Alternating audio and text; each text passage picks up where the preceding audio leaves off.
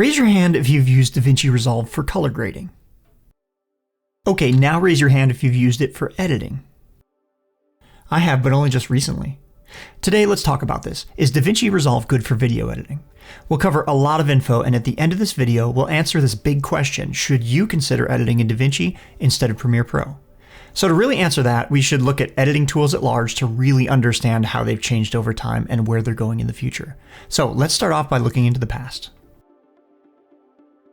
Here's a timeline of the last 20 or so years. Since forever and ever, Avid Media Composer has been the #1 professional video editing software.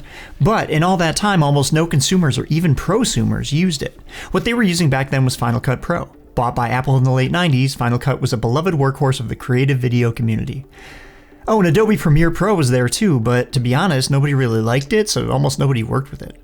The big difference between Avid and Final Cut was, well, price. Avid was more expensive. The other difference was one big limitation in Final Cut. It was a 32-bit program that started to really fall apart when project files approached 100 megabytes.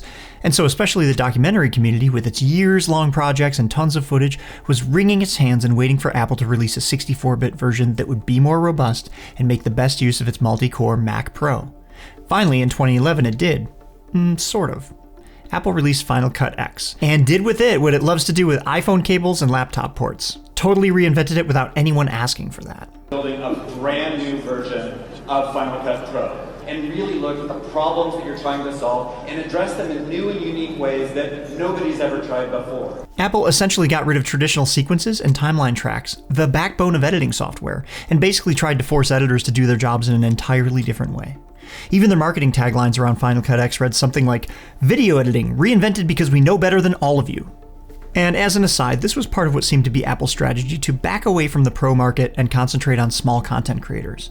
It was about the same time, by the way, that Apple pretty much got rid of their industry standard workhorse Mac Pro too, and replaced it with what was commonly referred to as the trash can. Anyway, the trash can and Final Cut X both seemed to put aesthetics and disruption over function, and it was absurd and it backfired. Most professionals just kept using the prior version, Final Cut Pro 7. Adobe, meanwhile, wasn't about to sleep on all this. They spent a ton of resources to catch up by adding new functionality, and they made it really easy for creators who were being orphaned by Apple to come on over by allowing them to easily map all their Final Cut keyboard shortcuts into Premiere, and also to easily rearrange windows to customize the workspace. And if you wanted, just make Premiere into a Final Cut with a darker background. That flattened the learning curve right out, and that's about when I jumped ship to Adobe as well. Meanwhile, some professionals were still using Final Cut 7 up until 2017 when OS X no longer supported it with the release of High Sierra. In fact, 7 was even used to cut the Oscar-winning film Parasite in 2019, a 10-year-old piece of software that had been mothballed for 8 years. Premiere flourished, becoming a pretty standard pro and prosumer app, while Final Cut X became a prosumer-only choice, and Blackmagic's DaVinci Resolve has started to gain a bit of fan base for its own editing features. At this point, I think it's really valuable to consider the difference between the pro and prosumer spaces. First, let's take a closer look at professional tools. What we've learned so far is that not much has changed in the past 20 years of pro editing. In the software world, that's pretty incredible. Take a look at old school Avid and Avid now. And take a look at Final Cut 7 and Premiere. In form and function, they're all pretty similar. You have a source window, a program window, usually to the right of it, a timeline below them, and some sort of file browser. Traditionally, you'd scrub through your footage in the source window, find your in and out points, and place your chosen clip in the timeline, then edit that together with all your other clips. When it comes to professional video editing, this is the way, this is the process. And so this UI makes a lot of sense and is generally timeless. Professional editors don't need a lot of innovation. Instead, they need two things. The first big need for pros is the ability to handle and organize huge projects. We're talking multiple seasons of a TV series or literal years of footage for a big documentary. And Avid does that better than any other software because it allows you to open and work on smaller parts of a project without taxing your system with the entire project. Remember, that was Final Cut Pro's big issue, crashing when things got too large. And Premiere really isn't made for that size of project either. So what we're seeing is Avid is the favored for professionals working on things like network series, and Premiere is favored for smaller projects like commercials, music videos, etc. The second need for professionals is the ability to collaborate, and Avid makes that incredibly easy as well. It's been said that Premiere's like a sports car that fits like a couple people, whereas Avid can have as many seats as you need, all working together in the same project.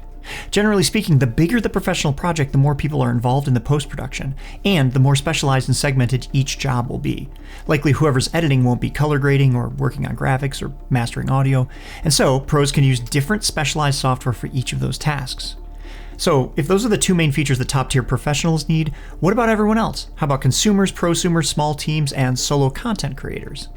They need two things as well: ease of use and an all-in-one solution that can handle every element of post-production. That's a pretty daunting task. I mean, remember what happened when Apple tried to solve the ease of use problem with Final Cut X? Yikes. That's not easy, but let's look at how Adobe's been addressing the issue. They have Premiere for editing. They used to have SpeedGrade for color grading, Audition for audio, and After Effects for graphics and effects. But also, small bits of grading, audio, mixing, and graphics have always been part of Premiere. You pretty much always had the option to do it all there, but it can be clunky and you probably aren't going to get the same results. However, this system is flexible. Prosumers and solo content creators can do everything end-to-end in Premiere, while pros can edit in Premiere and pass the project off to other software for color, sound, etc. On that note, raise your hand if you've graded in SpeedGrade. And if you've graded in DaVinci? Yeah, the pro workflow in Adobe typically always use DaVinci for color grading, and that's because it's the best at the job. I mean, seriously, it's the best. DaVinci Resolve began its life as a dedicated color grading solution, and over time, added editing, audio, and graphics.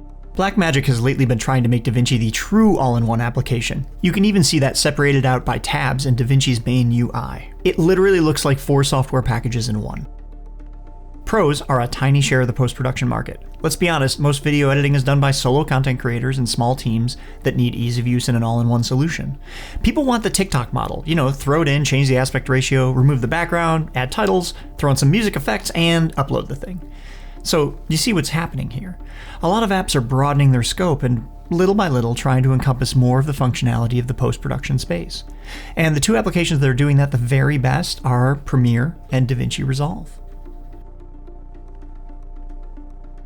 According to Wikipedia, Premiere is a timeline-based, non-linear video editing application, and DaVinci is a color grading, color correction, visual effects, and audio post-production video editing application. That's a lot. So Premiere's an editing app, and DaVinci's first function is color grading. Right, we knew that. Remember, this is where Premiere has been in the video editing space, while in the color grading space, DaVinci has been a long-standing professional tool. Okay, no surprises here, but it gets interesting when we look at what they're calling themselves these days.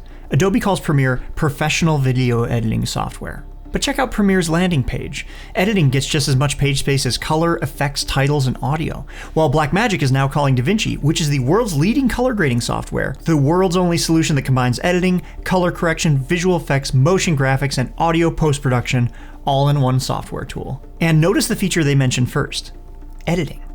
These two products are neck and neck in the race for the We Do Everything award, and it's a pretty fantastic competition. So let's jump right in and do a walkthrough of Premiere and DaVinci so we can really compare the workflow. Let me say, this video is for people who are already familiar with editing. We'll blaze through a lot of non-linear editing functionality, so if you're new to editing altogether, we have a video on editing basics in Premiere, and we'll have another on DaVinci very soon. Okay, with that out of the way, let's get started. We'll open both programs and let's take a look at their welcome screens. Premiere shows me some recent projects, but all these projects are saved in different folders or on different drives, and notice some of them have numbers after their names. Anyone who uses Premiere knows that it sometimes has to make a new version of an old project file after an update, and this can lead to some really messy organization. DaVinci, on the other hand, saves all your projects in one place, and you can create folders here and change the view to help keep all your work organized. Let's open a pre-existing project so we can take a look at each app's interface. Premiere has 4 main tabs on the top left: Home, where we just were, Import, Edit, and Export. And most of your time will be spent in the Edit tab. Generally, you can choose from a bazillion windows and place them anywhere.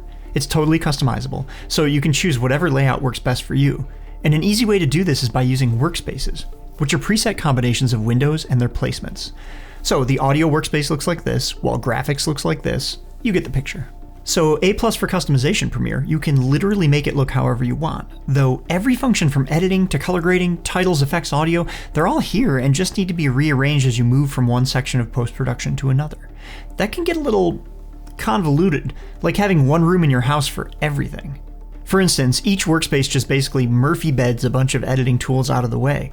And maybe that only bugs me. Maybe I'm just not organized enough. I love cutting in Premiere, though when it comes to all the other functionality, it's always felt like there was a better way to organize all that. Now let's jump over to DaVinci and have a look around. Notice DaVinci's main navigation tabs are at the bottom, and they're laid out in order, with Media, where you'll bring in your footage, Cut and Edit, where you'll put the film together, Fusion for titles and effects, color grading here, Fairlight for audio, and a section for output and delivery.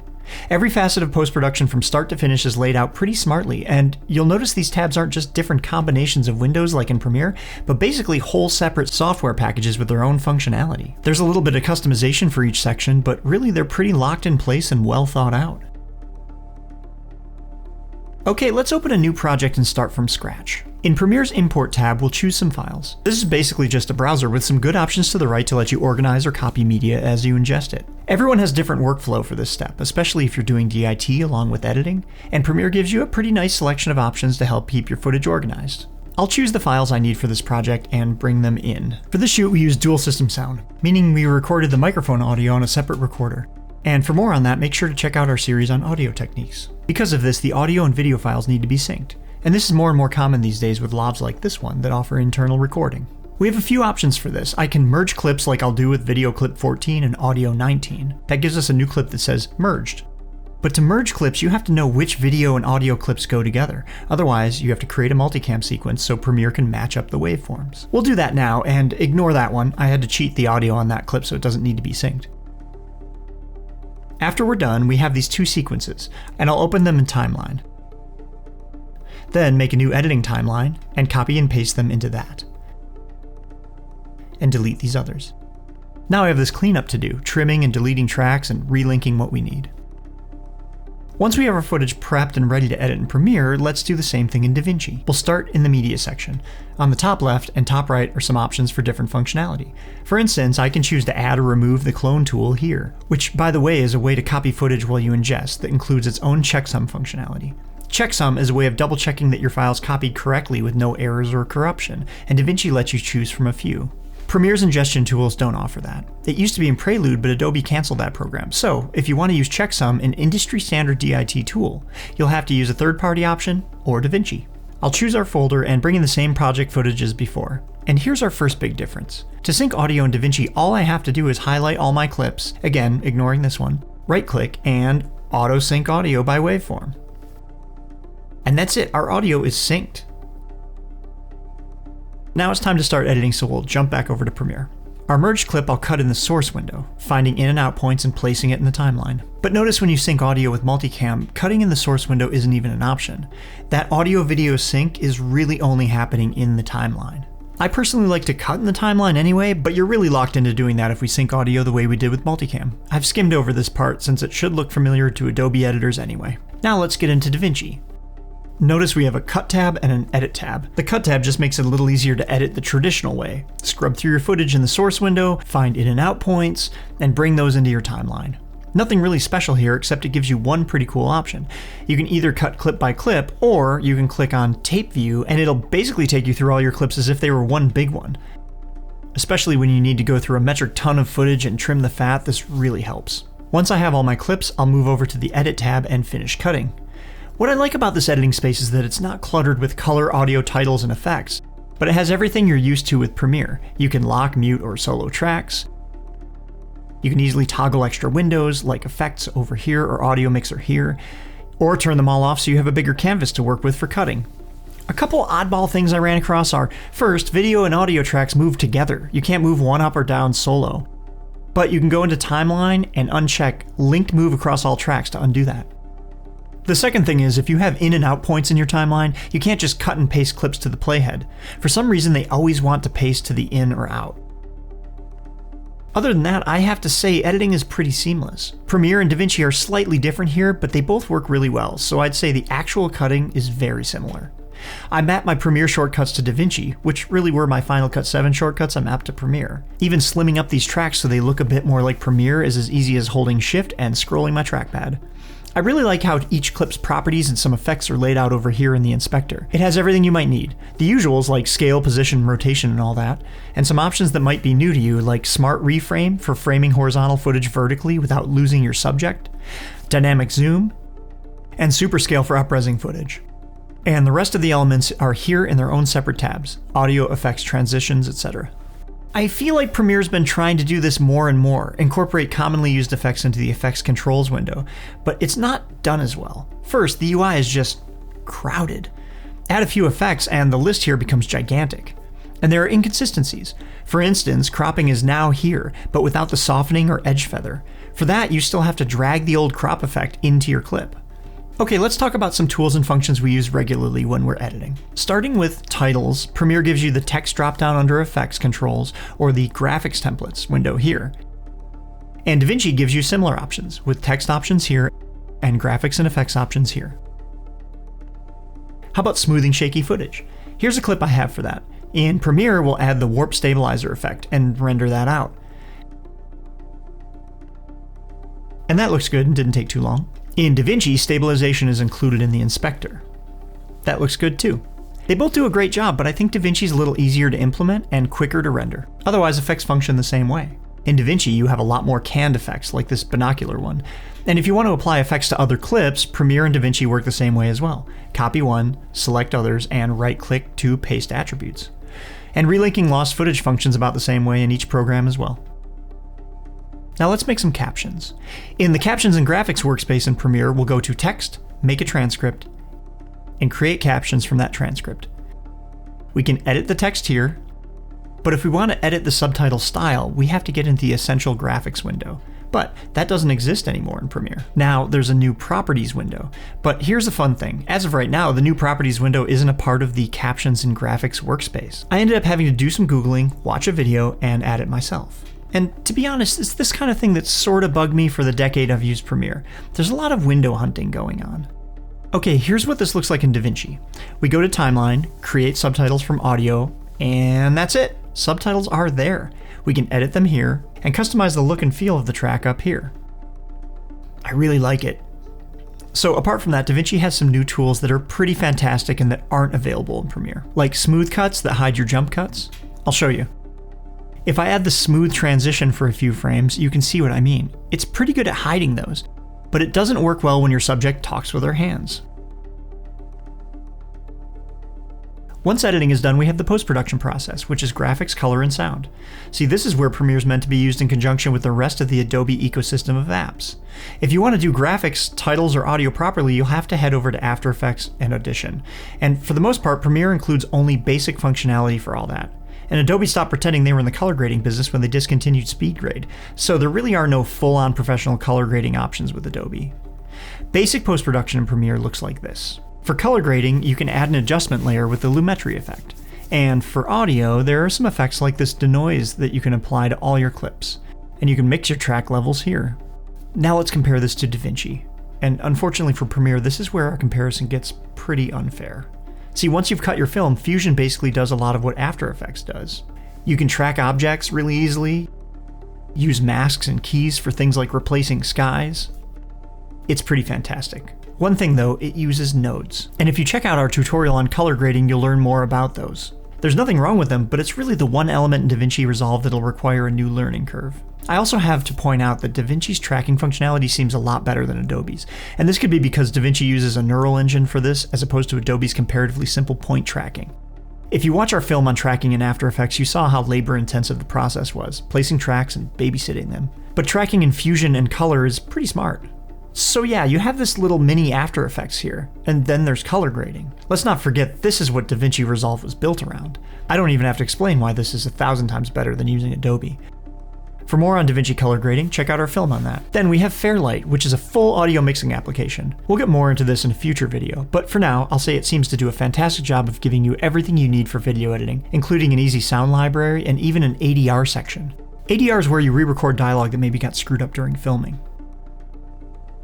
Okay, once you have a film that's cut well, is full of fancy effects, looks and sounds fantastic, and I didn't do that here obviously, but once you have yours, it's time to share and export. And Premiere and DaVinci are pretty similar here. They both include a quick export option in the editing tab and a more robust export tab as well. For a render queue of multiple outputs, Premiere uses Media Encoder, while DaVinci includes that queue here in the Delivery tab. And this might be the one point in Adobe's favor. The one time having to open a whole other Adobe application is an advantage, because you can keep cutting in Premiere while your output queue is rendering in Media Encoder. And that's not an option in DaVinci. In DaVinci, you wait. But here's a point in DaVinci's favor. Along with Frame.io integration, which they both have, DaVinci has a feature called Cloud Presentations. There are so many advanced features we're not covering in this video, and collaboration is one of them. We'll get to that in a future video, but just know both products offer collaboration tools, and Cloud Presentations is one of them. Think of it as a Frame.io on steroids. It allows users to comment on videos just like Frame.io, and those comments show up live in your DaVinci timeline. But it also offers chat and a live presentation feature where you can hop on a video chat with everyone and do a watchdown of the video content together. I can't show this because we haven't used it, but it sounds promising and I can't wait to put it through the paces for you. So, which is better? That's not really the right question. How about instead, which is better for most people? And by that I mean small and solo video producers. We've needed a really good all-in-one video production app for at least 15 years, because having to hand your project off to other apps has always been problematic, because it's destructive, meaning you've locked yourself into that step. If a client hands you some last-minute content edits after you've done like color grading in another app, you have to redo a lot. These are software deficiencies, or inefficiencies, and they've meant that small-scale video production companies have had to force their clients into big-budget video production workflows. Try and explain why you need to lock picture before color and sound, and then trying to enforce that? Well, that's always been a source of friction between my clients and me. It's a legacy workflow from the 1% of large productions with big teams. The other 99% of content creators need software that allows them to work solo, be nimble enough to work around any last-minute client needs, collaborate, review, and process feedback efficiently. As we saw at the head of this video, both Premiere and DaVinci's marketing materials claim each product is an all-in-one solution, but I think the only one that's actually innovated that is Blackmagic. Adobe hasn't done anything new really except change their website copy. Adobe is a $200 billion company whose software has been the backbone of the creative community for a long time. And that is a broad community covering photography, graphic design, web design, motion graphics, audio, video. Whereas Blackmagic is over 60 times smaller and laser focused on video and audio, with products that range from cameras to software to live production hardware. Premiere is really good, it really is. For all my talk about DaVinci, I'm still editing this project in Premiere because it's what I know and I'm quickest with it. This highlights one of the biggest pros of Premiere. Lots of video editors are accustomed to using it. But Adobe's strategy has always been to use more apps. Even video editing is split between Premiere for big projects, Express for small ones, and Rush for mobile. By the way, can we look at Express's landing page? The fact that Adobe legit actually thought rolling out the ability to get AI to make you a flying hamburger with wings was more important than giving us full post-production functionality? So can you tell which of these companies is the big public behemoth chasing shiny new things, and which is free to make the smart choices? And anyway, why do you need one app for big projects and another for small? That feels like throwing apps at a UI problem. If you haven't been convinced to try Blackmagic's DaVinci Resolve yet, let's conclude with some general pros and cons regarding the look and feel, overall functionality, and the pricing. I have to say, Premiere feels a little old and a bit crowded. It functions great, but it's not so modern, and in the race to do it all, Premiere's tried to add more and more furniture to the room, so to speak, without building out the footprint of the house. And that can get confusing, even after a decade. DaVinci, on the other hand, is clean, organized, and well thought out. It honestly feels like the future of editing. But it also introduces a lot of UI that video editors aren't familiar with, namely nodes. Those are going to be a challenge for people who aren't used to them. Resolve includes a lot of next-gen features, like their neural engine and fantastic turnkey tracking, and I don't know, even the renders and analysis for things like smoothing footage seem to run a lot quicker. And though both have collaboration features, DaVinci seems smarter on the surface at least. A lot more like Avid in that way, but time will tell as we use them a bit more. Premiere covers everything professional video editors need, but it leaves a lot to be desired when it comes to an all-in-one experience. So Adobe's ecosystem means that while you can do everything in Premiere, there's a lot more importing, exporting, and general switching between applications than feels intuitive for the solo filmmaker's workflow. Resolve also covers everything professionals require while including many next-gen features. When it comes to price, Resolve wins again. At the time of this recording, Premiere is $22.99 a month or $263.88 a year. DaVinci, on the other hand, is free. The free version includes 95% of its functionality, or a one-time $236 gets you Resolve Studio with all the bells and whistles, like output above 4K, GPU acceleration, noise reduction, lens correction, and a lot more. However, for most people, the free version will knock your socks off. It's all you need. That said, I'm sure Premiere will keep being the standard alongside Avid for a ton of projects. First, it's what people know, and also it's great for editors who are exactly that, just editors, who can hand off their timelines to post houses for all that rest. Switching to DaVinci will be a huge learning curve, but I'm pretty certain it's the future of video editing, and I'm still learning, but it's my new go-to software as well. Okay, more DaVinci how-to content's coming soon, so make sure to subscribe to our channel for that, and for a lot of other valuable tips and tricks. And thanks for watching.